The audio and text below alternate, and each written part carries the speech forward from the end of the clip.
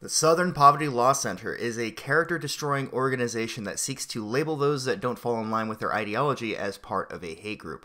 They are considered a joke of an organization by many rational human beings, as the SPLC has a hate map that lists organizations that don't support gay marriage as being hate groups.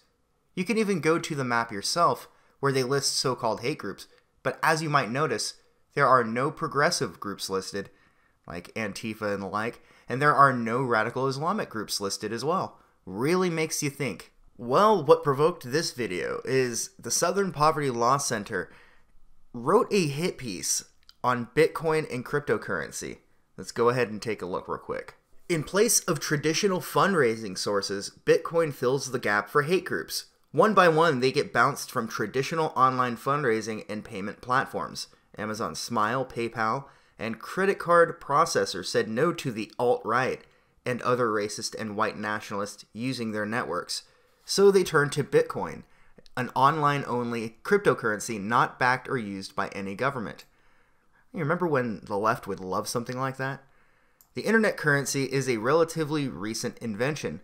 Released publicly as an open-source software in 2009 by an anonymous group, Bitcoin does not have a central bank or main agency policing it. Instead, a network of users conducts peer-to-peer transactions directly with the exchange, being verified by computer and logged publicly in what's called a blockchain. While the blockchain allows transactions to be tracked, it does not give away the identities of either side of the transaction.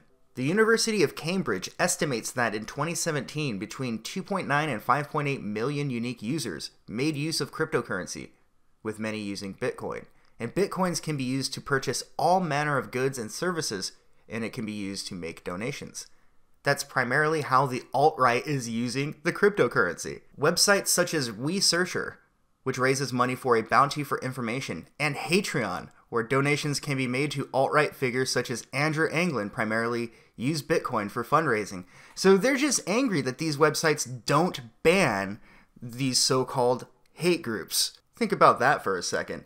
What if one of us might get labeled as a hate group? Because clearly the SPLC has a very low bar for what counts as a hate group. Bitcoin purchases can be traced by a determined researcher, and the Southern Poverty Law Center will be releasing a list of 200 accounts tied to white nationalists and racists in the coming week. What could go wrong?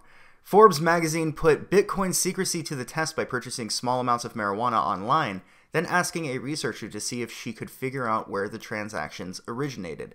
She found the buys and traced it back to Forbes. Just take a look at what they're complaining about here. The SPLC is angry that people who think differently than them are able to use currency. I mean, hell, God forbid anyone be able to feed their family.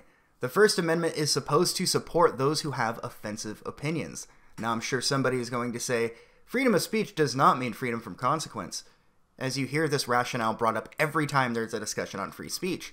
However, this isn't just merely a consequence of offensive speech, but rather an attempt to cut resources from those who refuse to stand in line with the narrative. We're supposed to live and let live, rather than expecting everyone to bow down before our ideology.